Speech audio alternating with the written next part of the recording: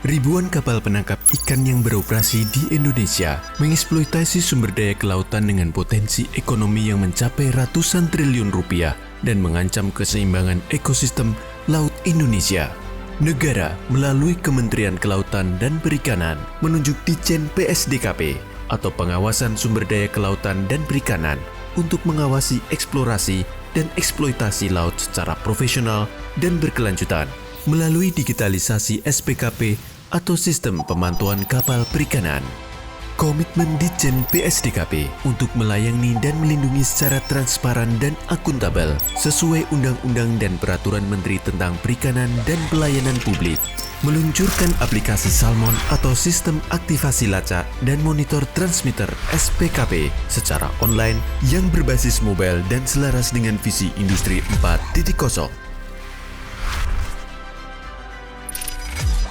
Perusahaan dengan SIPI atau Surat Izin Penangkapan Ikan atau SIKPI, Surat Izin Kapal Pengangkut Ikan, wajib untuk memasang transmitter SPKP dan mendaftarkannya melalui Salmon secara mandiri.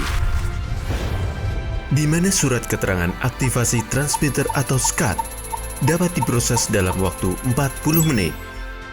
Aplikasi ini dapat diunduh melalui Google Play Store dan Apple App Store, di mana pembuatan akunnya memerlukan data SIPI atau SIKPI, SIUP, dan email. Akun yang telah divalidasi akan dikirimkan ke email pemohon. Salmon terdiri atas beberapa halaman.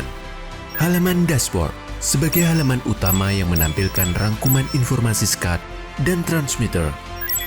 Halaman daftar kapal, halaman NFC, dan halaman profil perusahaan.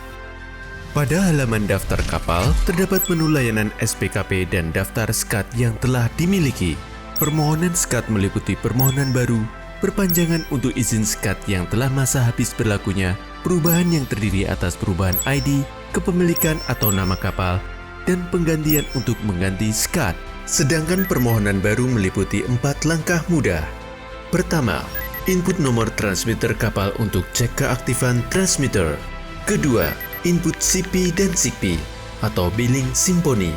Ketiga, melengkapi form permohonan dengan nomor transmitter, nama pemilik, nomor telepon pemilik, dan masa berlaku airtime. Keempat, mengunggah KTP pemilik, surat permohonan, fotokopi SIPI atau SIKPI, bukti pembayaran airtime SPKP, lembar pemasangan transmitter SPKP, dan gross akta. Setelah melakukan 4 langkah permohonan baru, kita dapat memonitor proses penerbitan SCAT melalui 5 indikator pada halaman daftar kapal sesuai nama kapal dan nomor transmitter. Kartu SCAT yang telah terbit dapat dipindai menggunakan perangkat smartphone untuk menampilkan informasi kapal, status transmitter, airtime, dan peta posisi terakhir kapal.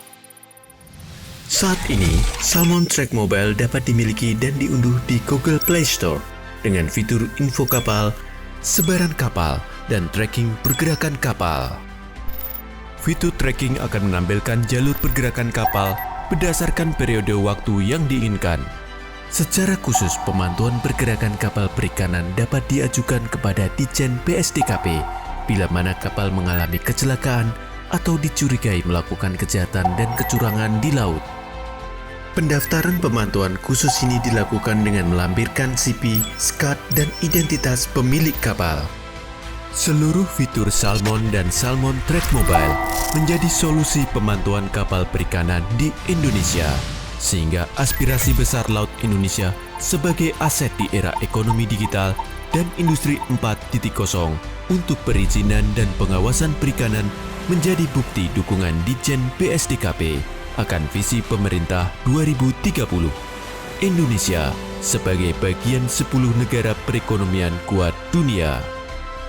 Ditjen PSDKP, Nusantara Lestari Jaya.